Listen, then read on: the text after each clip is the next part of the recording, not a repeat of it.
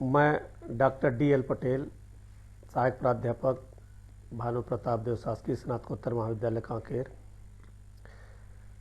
MA द्वितीय semester में जो हमारा वीडियो लेक्चर चल रहा है उसमें आज हम चर्चा करेंगे अष्टम प्रश्न पत्र रीजनल डेवलपमेंट एंड प्लानिंग। उसका जो तृतीय इकाई है, तृतीय इकाई में जो हमारे सिलेबस में है अप्रोचेस ऑफ रीजनल डेवलपमेंट, प्रादेशिक विकास के उपागम। इसी उपागम के अंतर्गत रिवर बेसिन अप्रोचेस, नदी घाटी नियोजन उपागम। नदी घाटी से आशय जहाँ पे वर्षा का जल एकत्रित होता है, नदियों के द्वारा, सहायक नदियों के द्वारा जल को एकत्रित करके मुख्य नदी से होते हुए सागर में प्रवाहित करते हैं, उस पूरे एरिया को कैचमेंट एरिया या वाटर सेट कहा जाता है। कदाचित उसी को ही नदी बेसिन कहा जाता है। बेसिन भारतीय नियोजन प्रक्रिया के अंतर्गत अगर हम देखें तो नदी बेसिन को एक मैक्रो क्रम के नियोजन के रूप में मानकर लक्ष्य को प्राप्त किया जा सकता है। नियोजन के तीन स्वरूप होते हैं, एक तो बृहत स्तरीय नियोजन, मध्यम स्तरीय नियोजन और सूक्ष्म स्तरीय नियोजन या माइक्रो लेवल प्लानिंग। तो ये जो हमारा नदी घाटी नियोजन है ये माइक्रो लेवल प्लानिंग के अंतर्गत आता है। भारत में नदी घाटी नियोजन को संयुक्त राज्य अमेरिका के टेनेसी घाटी से प्रभावित होकर के लागू किया गया। इसमें टेक्निकल सहयोग इंग्लैंड से, सोवियत रूस से भी प्राप्त किया गया और टेनेसी घाटी, अमेरिका के टेनेसी घाटी प्रोजेक्ट के तर्ज पर भारत में भी इस नियोजन को लागू करने का प्रयास किया गया। नदी घाटी परियोजनाएं हम देखेंगे, संपूर्ण भारत के मानचित्र को देखा जाए तो जो बड़ी नदियां हैं, और ये अधिकांश नदियां पश्चिम से प्रवाहित होते हुए पूर्व की ओर बंगाल की खाड़ी में गिरती हैं, तो केंद्रीय जल आयोग के द्वारा संपूर्ण देश को 12 बृहत एवं 8 एकीकृत नदी बेसिन में विभक्त किया गया। इंटीग्रेटेड रिवर बेसिन, एकीकृत नदी बेसिन में विभक्त किया गया, जिसमें 20 प्रमुख नदियां सम्मिलित हैं। जल प्रबंधन की बहुआयामी प्रकृति को देखते हुए अधिकांश देश इसी एकीकृत दृष्टिकोण को अपना रहे हैं और इसका परिणाम भी मिल रहा है। एकीकृत जल प्रबंधन सामाजिक विकास एवं पर्यावरण हितैषी के रूप में कार्य करता है। एकीकृत दृष्टिकोण से आशय हमारा ये है कि किसी भी स्थान पर नदी के जल को रोका जाता है तो उसके बहुउद्देश्य होते हैं, मल्टीपर्पस होते हैं।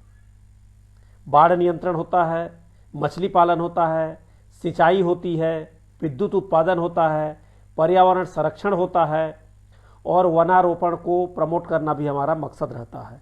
तो इसको एकीकृत जल प्रबंधन कहा गया और ये किसी भी देश के विकास के लिए एक मील का पत्थर साबित हो सकता है। एकीकृत दृष्टिकोण स्थानीय और अंतर्राष्ट्रीय से लेकर विभिन्न क्षेत्रों में जल प्रबंधन संसाधन प्रबंधन का समन्वय भी करता है और इस तरह की योजना राष्ट्रीय स्तर पर कानून बनाने के लिए, प्रक्रिया बनाने के लिए, स्थायी निर्णयों को लागू करने के लिए, प्रभावी संस्थागत और अन्य व्यवस्था करने के लिए भी सहयोगी है। भारत और ऑस्ट्रेलिया संयुक्त रूप से एक नया प्रयोग कर रहे हैं, IWRM। इसके तहत सितंबर 2014 में भारत और ऑस्ट्रेलिया के बीच में समझौता हुआ उड़ीसा में ब्राह्मणी और बैतरणी नदी बेसिन पर, जिसमें केंद्रीय भूजल बोर्ड, इससे NOC लिया गया, जल विज्ञान संस्थान, भारत मौसम विज्ञान विभाग की अनुमति बहुत ज़्यादा जरूरी है। मौसम विभाग और भूजल बोर्ड ये बताते हैं किसी स्थान पर नदी घाटी बनाने पर जल का जो भार भूतल पर पड़ेगा, पृथ्वी की गहराई पर उसका क्या असर होगा, क्या इम्पैक्ट होगा, कितना प्रेशर पड़ेगा। और नदी घाटियों में विशेष करके भूकंपीय क्षेत्र निर्मित हो जाते हैं। इसलिए भूजल बोर्ड, जल विज्ञान संस्थान, मौसम विज्ञान संस्थान के एनओसी के आधार पर मिलकर के भारत और ऑस्ट्रेलिया एक कार्यक्रम बना रहे हैं। और इनकी जो टीम है IWRM, ये अन्य राज्यों को भी अपने अपने संसाधनों के लिए मार्गदर्शन कर रहे हैं। केंद्र और राज्यों के संयुक्त प्रयास से, संयुक्त रूप से वित्तीय प्रबंधन से ये योजना चालू की गई है। यह परियोजना 2016 तक प्रस्तावित था, लेकिन किन्हीं कारणों से ये अभी तक पूर्ण नहीं हो पाया है। अब इसमें हम देखेंगे नदी घाटी परियोजना में विशेष करके भारत के संदर्भ में एक मॉडल के रूप में दामोदर नदी घाटी परियोजना का हम अध्ययन करेंगे। भारत के मानचित्र में आप सब देखें, दामोदर नदी पश्चिम से प्रवाहित होते हुए पूर्व की ओर जाती है और पुनः दक्षिण की ओर हुगली नदी में जाकर के मिल जाती है। छोटा नागपुर का पठार जो एक माइक्रो रीजन के अंतर्गत आता है, यहाँ से ये नदी निकलती है। इसमें मुख्य रूप से बंगाल, पश्चिम बंगाल और झारखंड, ये 2 राज्य इसके अंतर्गत आते हैं। तो यहाँ से निकलने वाली दामोदर और उनकी अन्य सहायक नदियों पर ये परियोजना स्थापित की गई है। उसके कैचमेंट एरिया पर, उसके वाटर शेड एरिया पर ये स्थापित किया गया है। और इसका उद्देश्य, भारत सरकार ने चूंकि ये टेनिसी घाटी परियोजना के तर्ज पर बनाया था, तो इसका उद्देश्य इन्होंने निर्धारित किया बाढ़ नियंत्रण एवं सिंचाई, औद्योगिक घरेलू उपयोग हेतु जलापूर्ति, ताप एवं पनबिजली उत्पादन और उसका पारेषण वितरण, भूकंप, पर्यावरण संरक्षण तथा अब ये आपके सामने ये दिख रहा है दामोदर रिवर बेसिन। पश्चिम बंगाल और झारखंड राज्य के बीच में ये जो नदियां हैं, इन नदियों में ये बांध बनाए गए हैं और इन बांधों के माध्यम से जल को रोका गया है। और यहाँ पर उद्योगों की स्थापना, कृषि क्षेत्र को बढ़ावा देना और अन्य बहुउद्देश्य को लेकर के ये परियोजना बनाई गई थी। इस मानचित्र को अध्ययन करें आप लोग। और स्वतंत्र भारत की ये जो मल्टीपर्पस प्लान था दामोदर नदी घाटी परियोजना, इसमें इसका नियंत्रण DVC, दामोदर वैली कारपोरेशन करती है। इसमें 8 बांध बनाए गए हैं और एक बड़ा अवरोधक या बैराज बनाया गया है। आवश्यकता अनुसार उस बैराज से अन्य बांधों को पानी दिया जाता है। हम छत्तीसगढ़ में कांकेर के संदर्भ में देखें, कांकेर और धमतरी के संदर्भ में, तो दुधावा रिजर्वियर भी बनाया गया है जो महानदी के गंगरेल को पानी सप्लाई करता है। तो इसी तरीके से बैराज का मतलब होता है रिजर्व स्टॉक पानी का रखा जाना और इन बांधों का आवश्यकता अनुसार वाटर सप्लाई किया जाना, क्योंकि इन बांधों में पन बिजली का भी उत्पादन किया जा रहा है।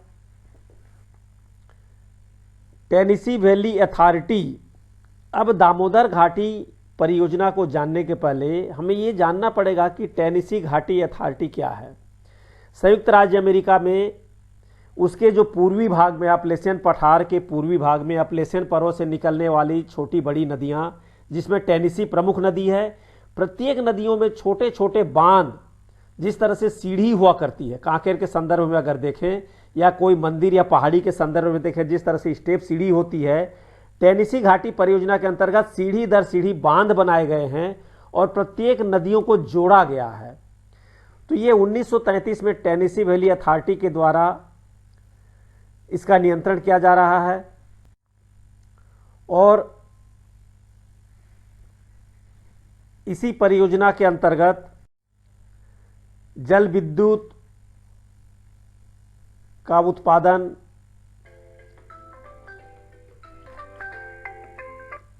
अन्य पर्यावरणीय पक्ष को भी ध्यान में रखा गया है, वनों का संवर्धन। तो एक बार हम पुनः आते हैं दामोदर वैली के अंतर्गत, दामोदर नदी घाटी परियोजना के अंतर्गत। यहाँ पर जो मुख्य उद्देश्य हमारा बहुउद्देशीय था, उसमें पन बिजली और ताप बिजली, ये चीज़ बताना मैं जरूर समझूंगा कि जहाँ पर दामोदर नदी घाटी है उन्हीं क्षेत्रों में कोयला, लोहा और जल और गैसें, ये तीनों संसाधन पाए जाते हैं। तो निश्चित रूप से यहाँ पर का जो अधोसंरचना इंफ्रास्ट्रक्चर है उद्योग के लिए उपयुक्त है। तो दामोदर नदी घाटी परियोजना के अंतर्गत उद्योगों की स्थापना भी महत्वपूर्ण रही और उन उद्योगों को दामोदर नदी के बांधों से पानी उपलब्ध कराया। इस टेबल के माध्यम से आप लोग उसमें जल विद्युत के उत्पादन को देख सकते हैं। अब यहां पर थोड़ा सा स्टडी करें टेनेसी नदी घाटी परियोजना। ये मानचित्र से आपको दिख रहा है, ये जो हल्का ब्लू कलर से दिखाया गया है ये Tennessee river water shade area है, जिसको हम कहते हैं नदी का जल संग्रहण क्षेत्र या नदी का कैचमेंट एरिया। इतने भूभाग के वर्षा के जल को एकत्रित करके नदियां मुख्य नदियों से होकर के प्रवाहित करती हैं।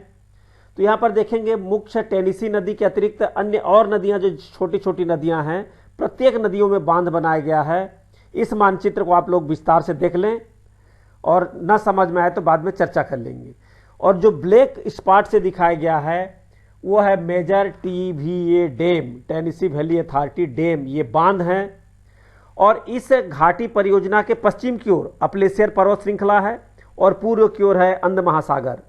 तो ये जो स्लोप है पश्चिम से पूर्व दिशा की ओर स्लोप है और ये बहुत बड़े बड़े जलप्रपात नहीं बनाते, छोटे जलप्रपात बनाते हैं, लेकिन ढाल अधिक होने के कारण यहां पर पर्याप्त जल विद्युत का उत्पादन किया जाता है। इस टेनेसी घाटी परियोजना से इतनी ज्यादा बिजली उत्पन्न होती है, संयुक्त राज्य अमेरिका के पूर्वी क्षेत्रों को वाटर इलेक्ट्रिसिटी की पूरी सप्लाई की जाती है।